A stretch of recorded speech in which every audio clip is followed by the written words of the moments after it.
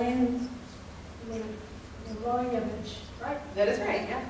Allyn has a very interesting background. She's actually has a science background, got her bachelor's in chemistry from Washington and Lee, and then got her master's in chemistry from Virginia Tech, where she's done a lot of work on nuclear weapons and Chemical weapons. Chemical weapons, and now she's doing her PhD in political science at the University of Tennessee.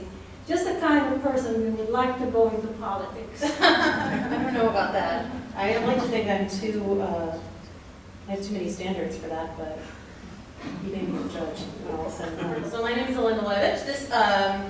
I'm used to giving this as a 30-minute talk, so if I get close, please let me know. This is actually out of date. It should say Dr. Allyn Milojevich, since I'm no longer a PhD candidate, but I won't rub that into anybody. So at first glance, you might ask yourself what on earth I'm doing here presenting this talk as compared to some other work that I've done more in safeguards and non-proliferation related fields. And my answer is that when we think about proliferation, I really think that we need to think about this as a more broad issue. Some of the ideas that we've talked about for nuclear non-proliferation can be applied across the board to these weapons of mass destruction. So what I've done is, over the years there have been thousands, let's say 5,000 papers written about nuclear weapons. Who gets nuclear weapons? Why they get nuclear weapons? There's, 5 written on chemical weapons. So I felt that this was an area that really needed to be studied. So I'm going to take a lot of what you may or may not know about nuclear weapons non-proliferation and try to apply those ideas to chemical weapons, see if we can come up with some cohesiveness. The idea being, if I continue this research project, thinking how can we bring these worlds together instead of thinking about nuclear weapons and chemical weapons and biological weapons, really thinking about a non-proliferation interdisciplinary regime. So why am I interested in this, right? Chemical weapons have been used for thousands of years. Peloponnesian War, there's evidence of chemical weapon use. The Chinese used to burn mustard leaves in order to give a rudimentary mustard gas. When we think about chemical weapons, though, what you and I and people tend to think about really date back to World War I. More recently, we saw them used by Iraq in the 1980s, terrorist attacks in the 1990s, and of course last year, chemical weapon use during the Syrian civil war. We know this has been on people's minds. 2013 Nobel Prize went to the Organization for the Prohibition of Chemical Weapons. So I'm not the only person that's thinking about this issue, and that's always comforting to know. So just when I say chemical weapons, very briefly, these are devices that use chemicals to inflict death or harm to human beings. Most of these are liquids. They're stored as either vapor or liquid droplets. So I like this term, early modern chemical weapons. So during World War I, we really saw this first use of chemical weapons. Most early weapons are heavier than air, so we have things like sulfur, mustard, chlorine gas, phosgene. World War I was fought in the trenches, so troops would build these big trenches and try to shoot at each other. You can release these weapons, they travel across the ground. Because they're heavier than air, they tend to go into the trenches. They have relatively low mortality rates, but if you're burning to death from chlorine gas, you tend to leave your trench where you can mow them down with more traditional automatic weapons. So sulfur, mustard gas, one most people heard of, chlorine gas. We're still hearing about chlorine gas. There's a suspected chlorine gas used last week that ISIS used during their attacks in the Middle East. Phosgene causes lung damage. I think when we think nerve weapons, or chemical weapons now, we really think more of these nerve agents. They're related to organophosphorus compounds, so really most chemical weapons are just jacked up pesticides. You can think about that next time you kill the weeds in your lawn. Generally the way that these nerve agents work, is they bind to acetylcholinesterase in your brain and your central nervous system. So what you end up getting is just a buildup, and we get more and more and more and more neurotransmitters in your brain. You can no longer get rid of those. Normally you fire a neurotransmitter and these enzymes get rid of them. They're blocked now, they can't get rid of them. So they cause all sorts of horrible side effects. Bronchial passage, vomiting. They say that if you're lucky, you die within a few minutes. But it really depends on your exposure. So a couple ones that are the more famous chemical weapons, tabun, sarin, and stomin. You see that if, as a chemist, you look at this, you see all of these have pretty similar functionalities. Phosphorus, oxygen, double bond, the phosphorus, fluorine. These are really what, we have this lock and key mechanism. That's what binds into your enzymes in activating them. VX, developed in the 1950s. Again, we see the same functionality as phosphorus oxygen double bond, but this chain over here actually makes it much more persistent. So VX, unlike your G agents, which hit, do their damage, and then leave the environment, VX tends to stay around for a long time. So chemical weapons in the United States, technically prohibited under the Geneva Convention of 1925. Of course, these are classified numbers, so I don't have them. But pouring through the open source literature, the best numbers we found is that in just this 5-year period, the US produced 15,000 tons of sarin, and in this 6-year period, 5,000 tons of VX. So these are just very limited time periods for the United States, but that also had nuclear weapons at the time. The other thing I find interesting is that the United States has a purposefully ambiguous foreign policy stance about chemical weapons. So the idea being, if US soldiers were in Iraq and they got attacked by chemical weapons, would the US respond with some sort of nuclear attack? They have a very ambiguous statement on these things. So Chemical Weapons Convention, you've probably heard of this. Many people imagine it as an analogy to the NPT, which isn't a terrible analogy. Prohibits the use of chemical weapons. It's the second most signed treaty in the world after the NPT. Most recently, Syria, just last year, signed and ratified it. 4 states have neither signed nor ratified, although Israel and Myanmar have signed it but not ratified it yet. And again, similar, not a perfect analogy, but the way that we use the IAEA for enforcement of the NPT, we have the OPCW acting as an enforcement agency for this. So the question is, here's the question I really want to answer, now that you have your very, very brief background in chemical weapons. So according to this terrorism database, there have been 13 incidents of nuclear or radiological terrorism, 0 fatalities. Usually these are people releasing sources, a couple people getting sick, the Russians poisoning their spies with things. Let's compare this to chemical weapons. And again, this database uses a very broad definition, but even so, 750 fatalities, 9,000 injuries. These are vastly different, and yet nobody talks about chemical weapons. I would say that certainly compared to nuclear weapons, scholars don't talk about them, and I don't think they're addressed as well in the international system. So when I'm thinking about this paper, really my first question is, okay, if we want to think about non-proliferation, we need to determine, the same way we know for nuclear weapons, what are some domestic and international effects that influence states to decide to acquire chemical weapons.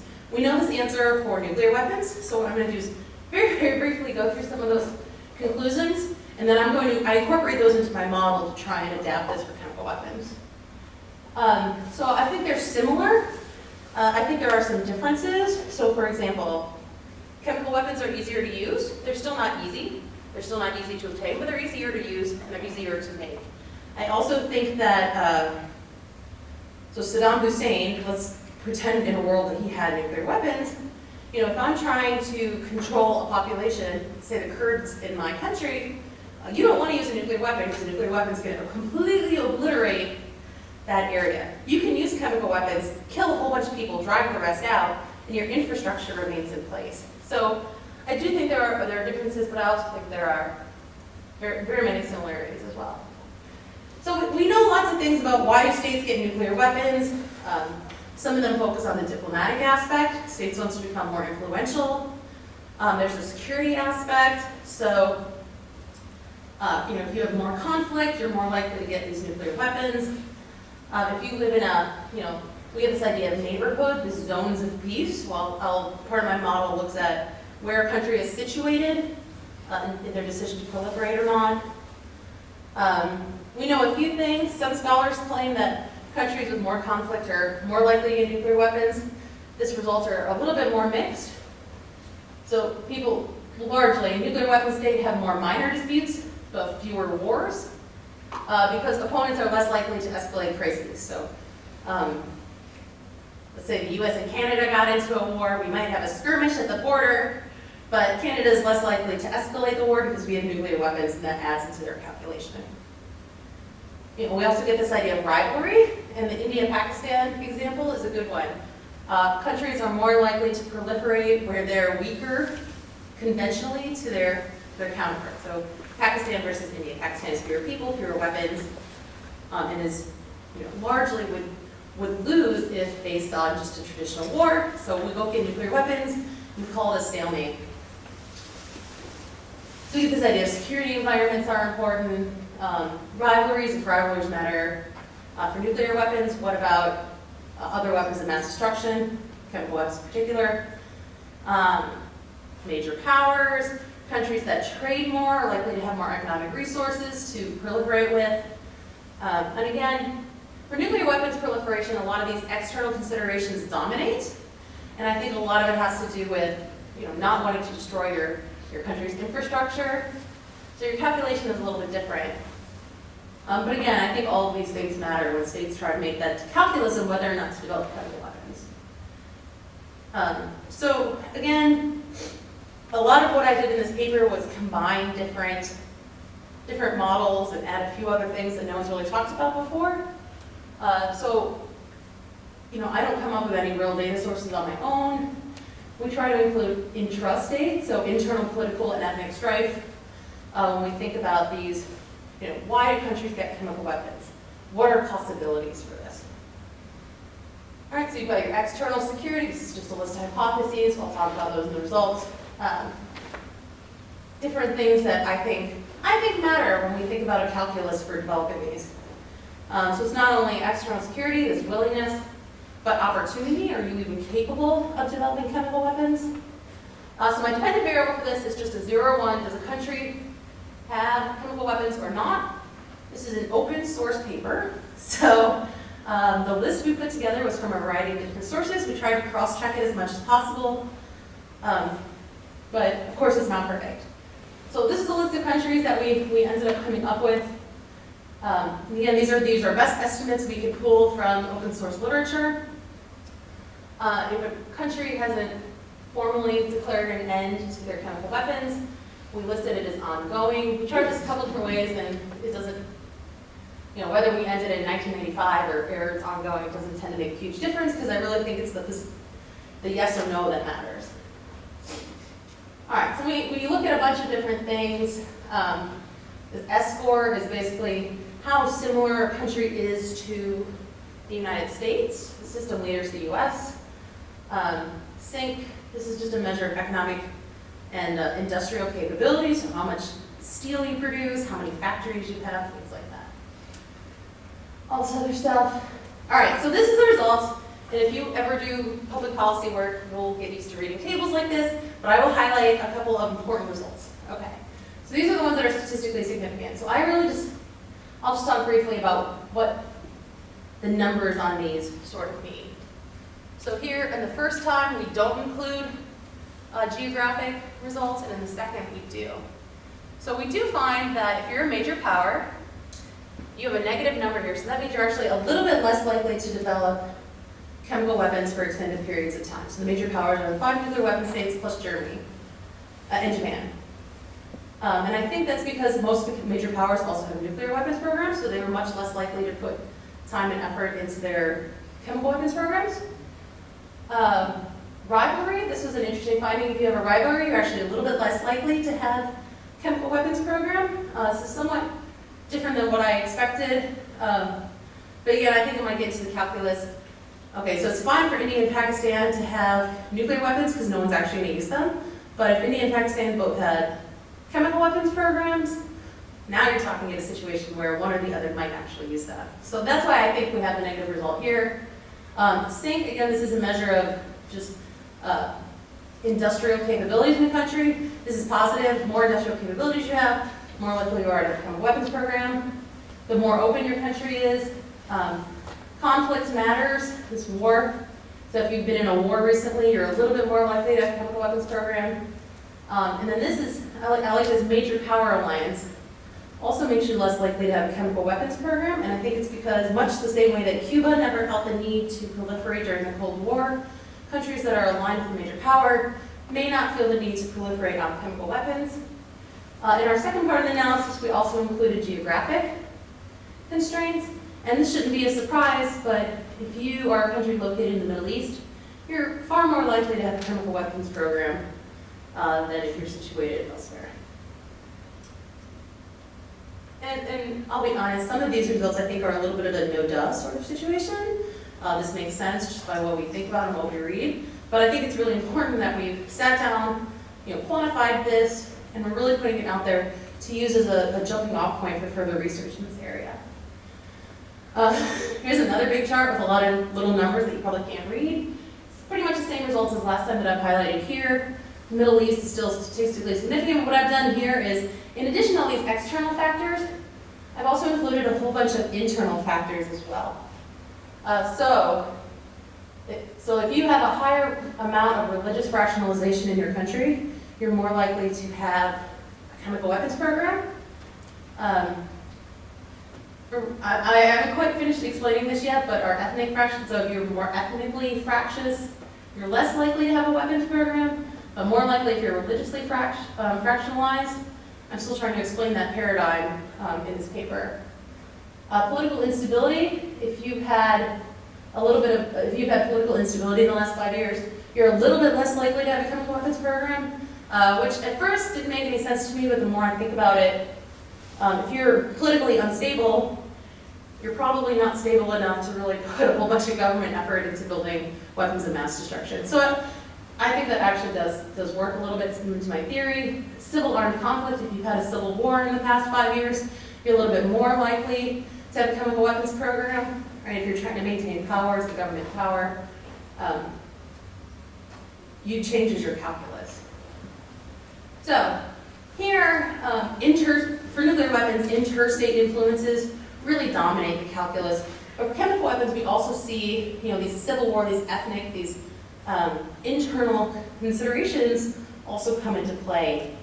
But I do think the external security environment matters most for pursuit of these programs. So my next steps on doing this, this was like sort of the first go at thinking about this. Currently gathering data on the state, when chemical weapons have been used by a state or suspected to have been used by a state versus terrorist use of chemical weapons, how do those things interplay with what we know about proliferation? I'm really interested in the effects of chemical weapons possession on U.S. foreign invasion, given the fact that we have this very ambiguous statement about how we would respond to a chemical weapons attack. Does that change our calculus? So if we're going to go invade a country and they may have chemical weapons, are we not going to invade them now? I think all these things matter, and I think they're important to study. So I think I have like 3 minutes or 2 for questions. If anyone has any.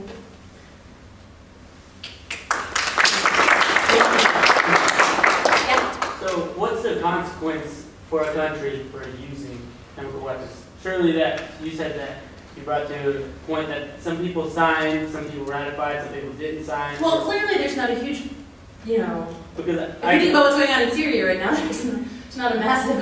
So there's really, the treaty looks good on paper, I guess, but it doesn't really hold any weight. Well, I think that's probably a little cynical. Most countries don't. I think it's very cynical, let me just say that. I think the countries that haven't signed are largely pariah nations. Maybe that's not the right word, but France has signed this convention, right? Sort of your world leaders have signed it. Do I think that signing this or not signing it will affect whether a country trades with them? No. But I do think that there's a stigma attached to it, to not signing it. The same with I think there's a stigma attached to not signing the NPT, but do we follow that stigma all the time? No, clearly the U.S. trades with India all the time on nuclear equipment and things. So, I don't know. It should matter more than I think it does. Yeah, please. Yeah, we talked about treaties and inspection regimes and the access function in terms of states being capable of making these things. Yeah. But you didn't say a lot about the value of the material itself. And I know there's no direct analogy for like a significant quantity in this book, but how much would be a significant amount of material? What exposure rates do you talk about? So people produce these things in tons when they were producing them, versus nuclear materials when we talk about a significant quantity of 8 kilograms of plutonium or 25 kilograms of HU. People will make tons of these. The problem is a lot of these precursors are used in legitimate industrial processes. Right, it's like trace amounts. Right, so you country, there are countries everywhere that have precursor materials that you can use. I don't want to say easily, but relatively, a couple people with a bachelor's degree in chemistry can figure out how to put these things together. And countries are holding them by the tankful, or tons in various facilities. So, so you're right, there's no direct, and the OPCW doesn't do, there's no safeguards inspections the way that IAEA does that. It's just not part of their mandate. It's really just making sure these things are eliminated, and when Siri comes up and says, here's a bunch of stuff, helping to eliminate those. So I use the word analogy, it's not a perfect analogy, but that's right. Well, let's thank Allyn.